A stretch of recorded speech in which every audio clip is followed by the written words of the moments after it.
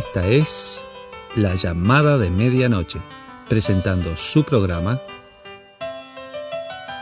Entre Amigas, un espacio especial de la mujer para la mujer. Es un placer, queridas oyentes de Entre Amigas, reencontrarnos en un nuevo programa. Hoy estaremos hablando de una historia de superación, de una persona que sufrió abusos durante su infancia y hoy nos va a estar contando su proceso de sanación. Será con María Jesús, que además escribió un libro al respecto, pero esto lo estaremos conociendo más adelante porque serán 2 programas que estaremos compartiendo con ella. Antes quiero saludar a quien me acompaña hoy, Victoria San Martín. ¿Cómo estás, Victoria? Bienvenida. ¿Qué tal? Es un gusto estar contigo, con nuestras amigas, y también es un gusto poder escuchar a María Jesús. Tengo el gusto de conocerla y es una persona muy entusiasta, es una persona que está dispuesta a servir y justamente a contar sus procesos, pero desde la sanidad por ahí, ¿no? Así que muy contenta de tener la palabra de ella acá en Entre Amigas. Muy bien, así que a continuación estaremos conversando entonces con María Jesús acerca de su historia, como decíamos, de superación, pero también de sanación.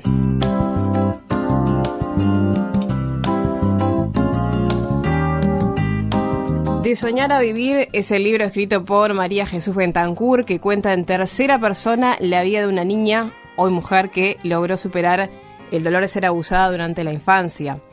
Para mí es un placer darle la bienvenida a María Jesús, autora pero también protagonista de esta historia que es real. ¿Cómo estás, María? Bienvenida. Hola, un gusto. Bien, aquí, expectante de lo que vaya a pasar con todo esto. Bueno, gracias por conversar con nosotros acerca de una experiencia por la que ningún niño debería atravesar, pero pasa y por eso hay que levantar la voz, ¿no? Para sanar a quienes lo han vivido y proteger y también prevenir de que otros niños lo pase. Un libro que cuenta con el prólogo de Benjamín Parra, que te sugirió hacer un relato más suave del que habías escrito inicialmente, y un trabajo que surge a partir del consejo de una psicóloga, a la que te costó acudir, pero que finalmente accediste. El consejo fue que exteriorizaras con lápiz y papel nada más y nada menos que tu historia y todo lo que sentías. Y ya vamos a ir al libro. Pero antes quiero hablar un poco de este abuso que comienza temprano en tu vida, y preguntarte cómo estaba conformada tu familia en ese momento. Mi familia estaba conformada con un papá que falleció cuando yo tenía 8 años, mi mamá y un grupo de hermanos que éramos 6 de esa pareja, de ese matrimonio. Al fallecer mi papá, esa familia como que se desambló. Nosotros vivíamos en el interior y mi mamá fue a la capital con una parte de mis hermanos, los más grandes, y las más chicas quedamos en el cuidado de un familiar o de una amistad de mi mamá, que es donde empieza lo que es este relato de lo que es no solamente abuso, sino la violación. Que en ese caso lo que ocurrió fue que alguien de ese entorno violó a una niña con 8 años que se sentía insegura, que se sentía sola y abandonada, y ahí empieza lo que es esta historia en realidad. Así que familia, digamos, estable, papá, mamá, papá que tiene una enfermedad, que para vos fue una figura muy, muy importante también, ¿no?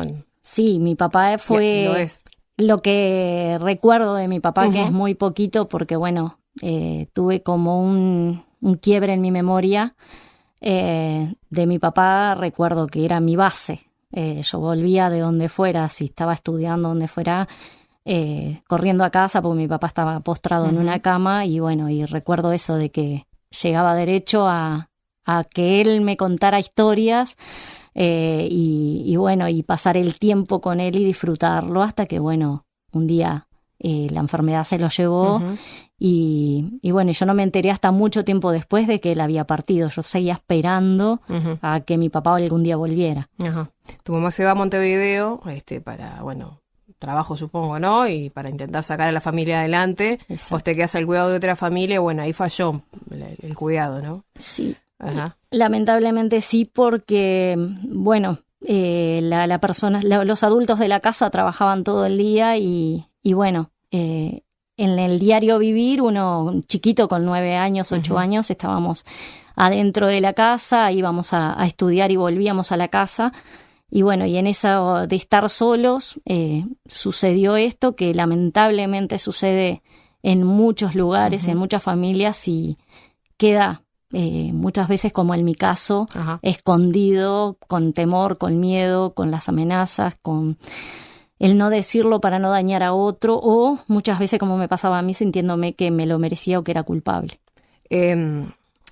Esto lo perpetra una persona cercana a la familia. No recordás o no recordabas en ese momento. Sabés lo que pasó, pero no quién. Exacto. Eras muy pequeña. Recuerdo que era alguien del vínculo, no quién, porque, como te decía, es como un quiebre que tengo en la memoria, que no recuerdo figuras exactas, sino el hecho en sí de lo que sucedió.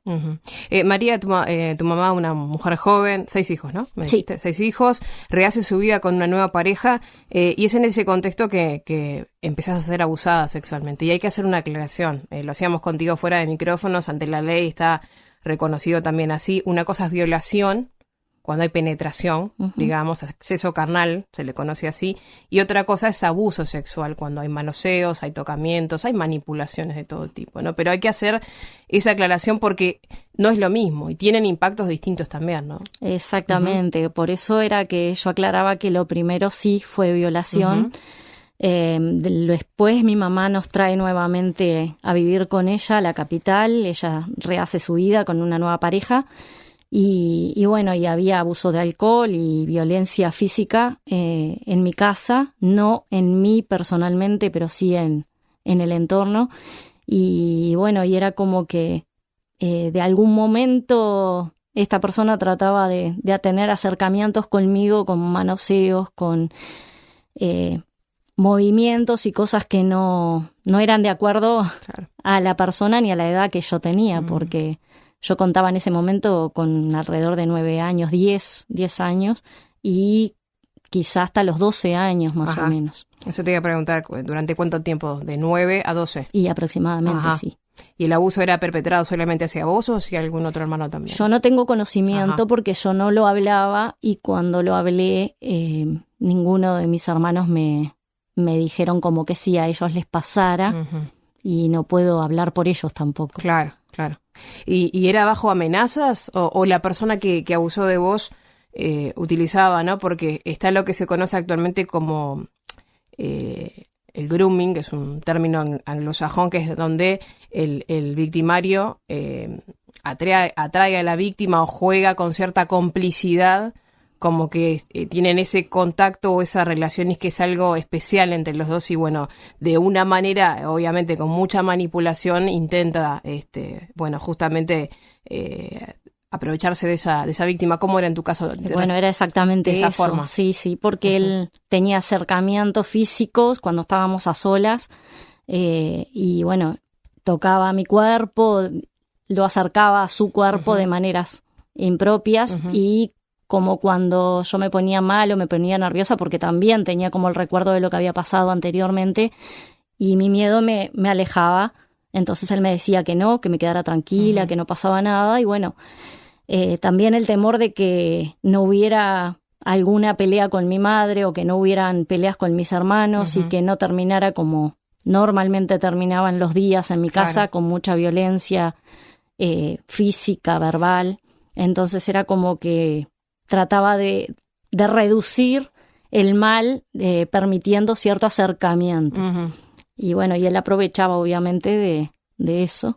No había amenazas entonces, aunque vos sabías que tenía un comportamiento violento. Exacto. Por ahí venía el temor. El temor era por lo que pudiera pasar, no porque él me lo decía, porque él era muy sutil en hablar, con cariño, con ternura, y trataba de tener esos actos de manosear o de tocar sin forzar. Porque muchas veces también les pasa a las víctimas, ¿no? Que tienen ese sentimiento de culpa, lo voy a decir con mucho cuidado, porque a veces se experimenta cierto placer, y por ahí la víctima puede sentir, bueno, yo estoy dejando que esto pase, o se culpa a sí mismo. Es por culpa mía que esto está pasando, yo no estoy peleando lo suficiente para detenerlo, ¿no? Y por ahí esa mezcla de culpa y vergüenza hacen que uno no hable también, ¿no? En mi caso, yo lo que sí, y cuento un poquito allí, es de que lo que me sucedía era de que yo veía que mi cuerpo había empezado a cambiar y que precisamente eran las partes que él más insistía en tocar, y yo sentía que como que yo provocaba, y una de las cosas que yo intentaba era ponerme ropa de mis hermanas más grandes, porque yo era la más chica, y que no se notaran para que él no se sintiera atraído hacia eso, porque lo que yo veía era como que quizá al mi cuerpo cambiar, él quería eso. Pero en realidad en la inocencia creo que no tenía un razonamiento, era como algo instintivo quizá. Sí, porque además de tan chiquita es algo totalmente incomprensible, ¿no? Lo que está haciendo la otra persona. María, ¿tu mamá sabía lo que ocurría? ¿No lo sabía? ¿Prefirió mirar para el costado? Mira, en realidad yo siempre pensé que mi mamá no sabía nada. Si ella sabía, nunca me di cuenta. Porque en sí, cuando sucedía esto con él o con mi hermano, no estaba mi mamá presente. Siempre era cuando estábamos a solas. Entonces, por ese lado, siempre pensé que mi mamá no sabía. Yo se lo dije recién cuando ya era una mujer grande y bueno, y realmente me decepcioné porque pensaba que mi mamá iba a ponerse más sensible hacia mí por lo que había pasado, más que también había pasado con alguien más en la familia después de muchos años. Y en realidad la respuesta de mi mamá fue, bueno, era el que pagaba la comida. Y entonces capaz que eso te hizo pensar que tal vez supo y no, quizás sí. No dijo nada. O sospechaba. María, cumpliste la mayoría de edad, comenzaste a tomar tus propias decisiones, ¿no? Pero reconoces que no fueron tan acertadas porque obviamente aprendiste algo y a partir de allí fue la forma en que te validaste, ¿no? Donde tu cuerpo era para satisfacer a otros, más allá de que la decisión fuera tuya, de alguna manera seguías siendo víctima de esas circunstancias, ¿no? Sí, mi pensamiento era de que había nacido para eso, que no tenía derecho yo a disfrutar ni a sentir amor ni a ser amada. Eso era lo que tenía yo dentro de mi corazón, entonces era como que no me importaba ser usada por alguien más, mientras estuviera, aunque fuera, no sé, media hora, con alguien que me hiciera sentir que podía quererme en una manera ilógica, porque no era un sentimiento de amor ni que me quisiera, pero yo lo sentía así. Y bueno, y eso duró un par de años. Es más, me fui del país porque no quería estar cerca de mi madre o de mi familia para que no supieran tampoco lo que estaba pasando. Me fui con otra esperanza, en realidad. Me fui con la esperanza de cambiar y no, me encontré dando vuelta y haciendo exactamente lo mismo. Te había sido Argentina, ¿no? Argentina. Y contaste, obviamente lo estás contando ahora, pero ¿en qué momento decidís contar esto? Lo conté con 30 y tantos años, o sea, ya muy de grande.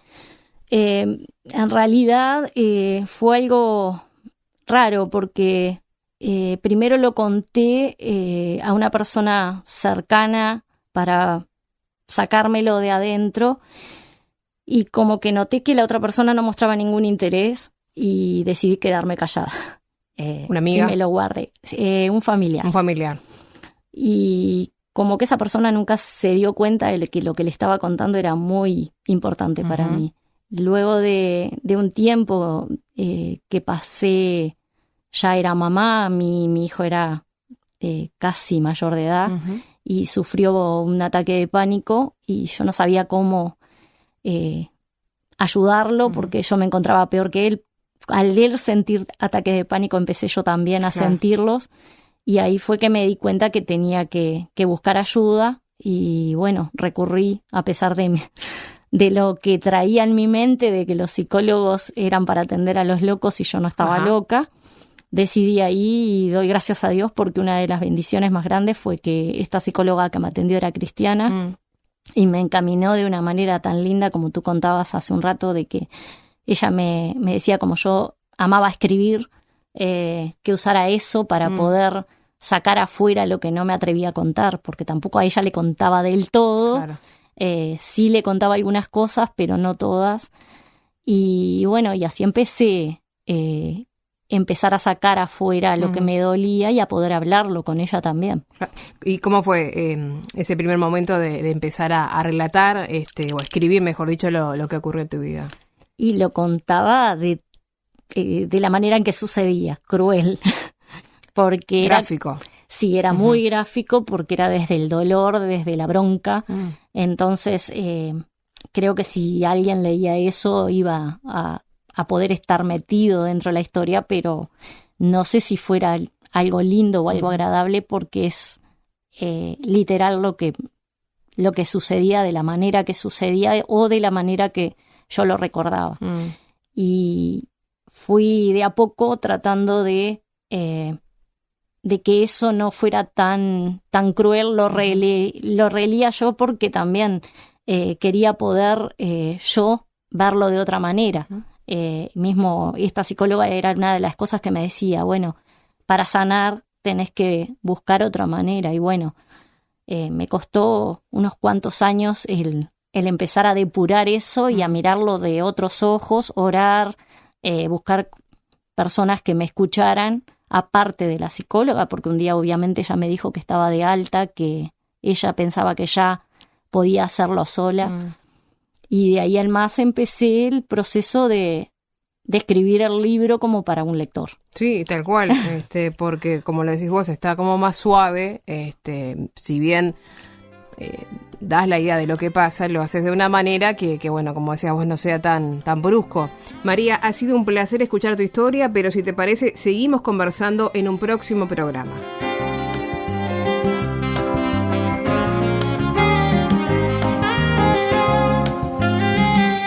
Muy bien, le agradecemos a María Jesús por contarnos su historia. Recordamos entonces que la tendremos en un próximo programa, hablando también de un libro que ella escribió, porque obviamente toda esta experiencia, esta historia, bueno, ella la quiso volcar en palabras, así que sobre eso estaremos conversando en un próximo programa. Y quería aprovechar la oportunidad para hablar de un tema que obviamente es lo que nos ha dejado la entrevista, que es el abuso sexual, que lo hemos tratado en otros programas, y quiero recordar algunos conceptos que manejan varios organismos estatales a nivel mundial, a nivel de los diferentes países. Lo voy a tomar de UNICEF, que es un organismo que obviamente usan como base muchos organismos de distintos países y que habla un poco de qué es el abuso sexual. Más allá de que tengamos algunos conceptos claros por ahí, es bueno reiterar. Sí. Abuso sexual infantil se produce cuando un adulto induce a un niño o adolescente a prácticas sexuales para su propia gratificación. Para que el abuso sexual ocurra y se mantenga, existen mecanismos de extorsión y manipulación por parte del adulto que por lo general, y esto hay que poner mucha atención, es una persona conocida y querida por el niño, o sea que es del entorno por lo general. En esta dinámica, los niños son ubicados en una situación de extrema vulnerabilidad, porque para continuar justamente con el abuso y permanecer impune, el abusador lo amenaza con las cosas que ocurrirían si se lo contaran a alguien. O sea que hay amenazas. Esto genera confusión, temor y también angustia en los más pequeños. Recordamos que el cómplice del abuso sexual principalmente es el silencio. Y lamentablemente el abuso sexual es una realidad y un riesgo para cualquier niño, niña o adolescente de cualquier familia. O sea, no tiene que ver con clase social, no tiene que ver con nivel socioeconómico, sino que puede ocurrir en cualquier ámbito. Es por eso que enseñarles a cuidar su intimidad y hacerles saber que pueden contar con nosotros si algo les está ocurriendo es lo más importante. Y por ello la prevención es fundamental a la hora de buscar caminos que protejan a niños, niñas y adolescentes de situaciones de abuso sexual. Y por ello la educación sexual es esencial. Es por eso que también que las personas adultas debemos prepararnos y estar informadas para brindar a niños, niñas y adolescentes respuestas adecuadas que orienten sobre los riesgos, pero que también los habiliten a vivir su sexualidad sin culpa ni tabúes, con responsabilidad y respeto por sí mismos y los demás. Algunas de las cosas que debemos hacer justamente para prevenir que esto ocurra es cuidar el cuerpo. Es importante enseñarles desde pequeños la noción de intimidad, de respeto, de cuidado del cuerpo, que conozcan que hay zonas íntimas que nadie puede tocar y que hay espacios privados, como el baño, donde se resguarda la intimidad. Que sepan que hay ocasiones como las idas al médico, donde puede que tengan que tocar partes de su cuerpo, pero que antes de hacerlo debe avisarle o explicarle por qué ese médico. Ofrecer entonces un ámbito seguro de comunicación a los niños. Es fundamental crear un clima familiar propicio, de calma y respeto, en que los niños puedan expresarse libremente y sepan que se cree en ellos y que pueden contar sus dudas y preocupaciones sin ser juzgados. O sea, brindar un ambiente de cuidado sensible a sus necesidades. También generar relaciones positivas en las que se reconozcan y atiendan las necesidades de niños, niñas y adolescentes. Esto es muy importante. Que predominen los buenos tratos y se les brinde una presencia incondicional. Esto es fundamental. La familia es el principal punto de referencia durante la niñez y la adolescencia, y si dentro de la familia se sienten queridos, protegidos, guiados por las personas adultas, en el futuro podrán establecer otros vínculos estables y seguros. También es importante fortalecer su autoestima porque los niños, niñas y adolescentes que tienen una valoración positiva de sí mismos están más fortalecidos para poder poner distancia si tuvieran que enfrentarse a instancias de violencia. Saberse buenos para una tarea, una destreza, una actividad genera una mejor percepción de sí mismos, y contar con personas adultas que creen en ellos y ellas es un factor central de protección. Ahora, una vez que lamentablemente el abuso está ocurriendo, hay señales que debemos atender. Tenemos que darnos cuenta que un niño o niña o adolescente está viviendo una situación. Por ahí no es fácil de notarlo, pero sí hay signos y señales sobre las cuales queremos hablar. Hay diferentes indicadores. Por ejemplo, indicadores físicos, que cuenta en este caso UNICEF acerca, voy a enlistarlos. Por ejemplo, dificultad para sentarse o caminar por molestias en los genitales. Ropa interior manchada o sangrienta. Dolor o picazón en la zona genital. Ni que hablar embarazo. Por ahí, en las adolescentes, obviamente, ni que hablar niñas, ¿no? Que están apenas desarrolladas. Bueno, indagar, obviamente, las causas de ese embarazo. Y si por ahí dicen que se trata de un amigo cercano, tal vez no lo sé, y tal vez esté ante una situación de abuso, ni que hablar cuando son menores, ¿no? Sí. Adolescentes estamos hablando directamente de abuso. Exacto, sí, abuso en los adolescentes completamente, aunque haya consentimiento o un supuesto consentimiento, no hay noción. Estamos hablando de menores, ¿no? Menores, sí. Exacto. Y también ni que hablar cuando ocurren enfermedades de transmisión sexual. Esto en cuanto a indicadores físicos. También hay indicadores en cuanto al comportamiento. Agresividad, sometimiento, desconfianza, miedo a los adultos, desconcentración, tristeza extrema, trastornos del sueño, conducta o conocimiento sexual inapropiado para la edad, retraimiento, aislamiento y ansiedad excesiva. Lastimarse a sí mismo, resistencia o rechazo a estar solos o solas con determinada persona, miedo a que lo toquen o la toquen, consumo de drogas e intentos de autoeliminación. Así que tenemos indicadores físicos e indicadores también del comportamiento. Bueno, obviamente que ante esto uno tiene que recurrir a las autoridades, ¿no? Para dar cuenta de esta situación y ver cómo proceder. Es muy importante creer en su palabra, porque al contrario de lo que indican los mitos y los prejuicios, niños, niñas y adolescentes no mienten cuando revelan que están viviendo situaciones de abuso sexual. Por eso es fundamental confiar en su palabra, acompañarlos y brindarles seguridad y cariño una vez que se conozca la realidad que viven. Es importante no poner en duda la palabra de niños y niñas y saber que no pueden inventar contactos sexuales que no conocen ni han vivido. Es muy importante tener presente que la persona adulta ejerce una relación de poder con el niño o niña que no siempre comprende lo que está ocurriendo y siempre será el único responsable de lo ocurrido. Los niños, niñas y adolescentes nunca son los responsables. Es una información un poco extensa, pero la idea era justamente darles una idea de que esto puede estar ocurriendo, porque a veces no nos imaginamos, pero bueno, hay que estar atentos. Y atentos también, perdón Vito, pero yo le agregaría el tema de lo que ven nuestros hijos o los menores que están alrededor nuestro en internet, sean inducidos a no sé, a enviar una foto, a grabar un video. E incluso pasa que a veces dicen, este video mírenlo sin sus padres. Tenemos un caso muy reciente que se ha dado justamente grupos de WhatsApp o cosas así, en que los menores nosotros no nos estamos encargando de fiscalizar, digamos, los dispositivos y están siendo víctimas de abuso que no es presencial, pero en realidad sí es un abuso. Abrís un capítulo totalmente aparte, muy importante de abordar en estos tiempos. No tenemos justamente el tiempo para hacerlo, pero estaría bueno más adelante hablar sobre ello, porque obviamente que es un mundo que a los padres es muy difícil estar controlando. Algunos hacen su mayor esfuerzo, pero a veces pasa de que no lo logran.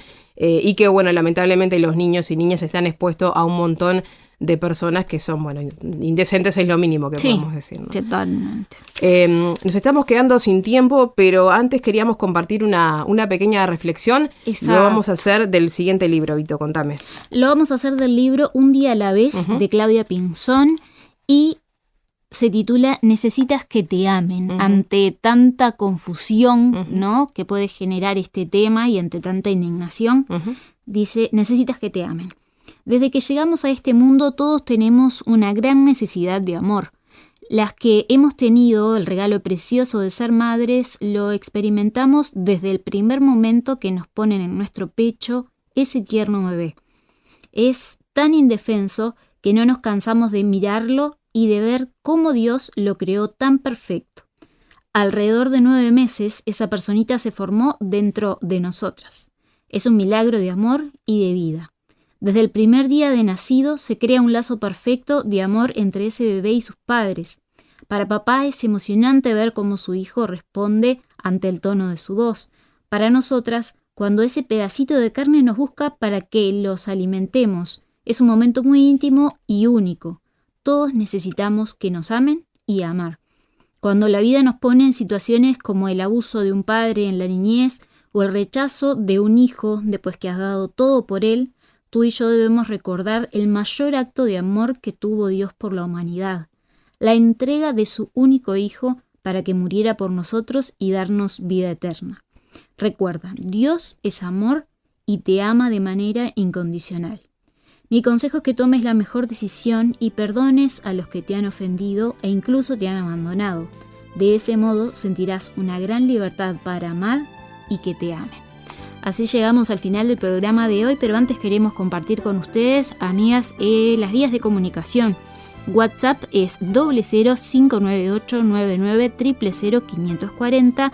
Allí indican que es para entre amigas, 0059899000540. @entreamigas llamada es el Instagram.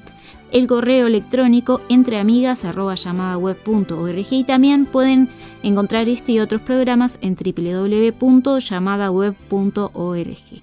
Que pasen muy bien, las esperamos para el próximo programa.